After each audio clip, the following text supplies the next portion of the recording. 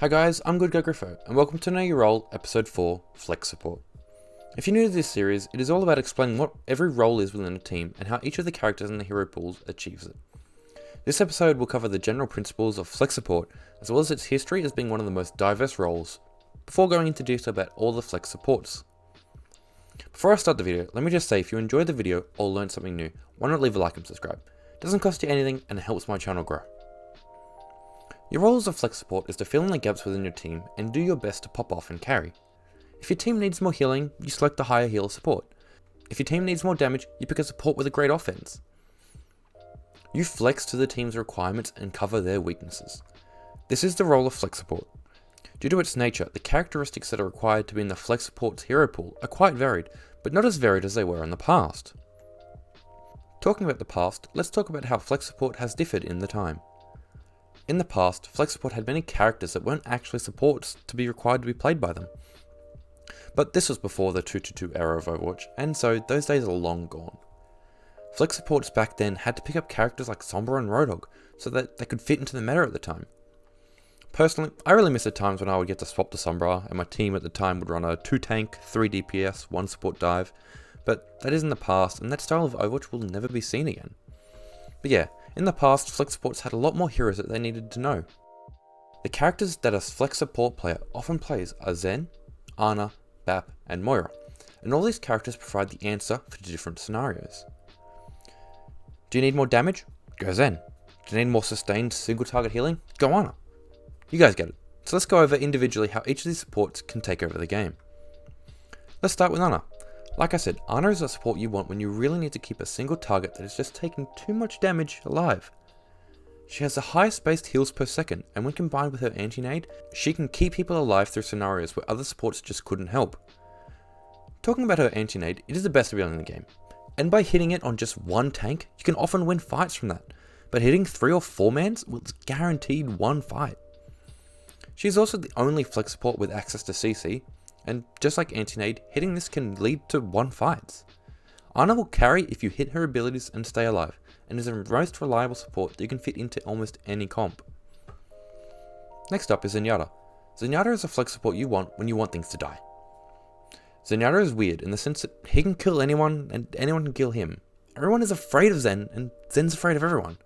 Placing discords onto an enemy is such a massive boost in damage taken, and then combined with his own DPS, which is the highest in the game for support, makes him a damage king. Let's also not forget his pick potential. Charging up a volley and hitting your target will lead to a one fight, and it can be really disgusting. For example, look at this poor Roadhog. Do you think he deserved that? No, he didn't. But you know what? What is he going to do about it? Nothing. We haven't even started to mention his ult yet.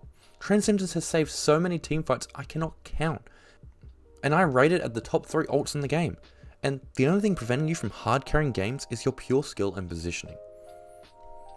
Next up is Baptiste. Bap is a flex support you want when you're looking for take long fights that are not close ranged.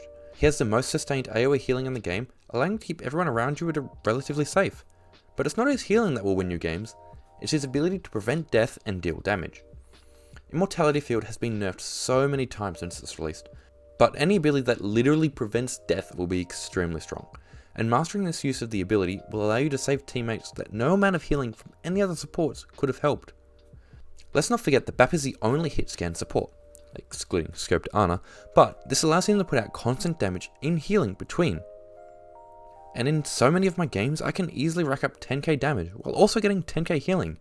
But the way you achieve this is to take the longer fights that often take place in choke points, where you can farm ult and then use it to delete things in front of you. Basically, if your team doesn't know how to push forward and sits in choke points, Bap is a support for you. Finally, we have Moira.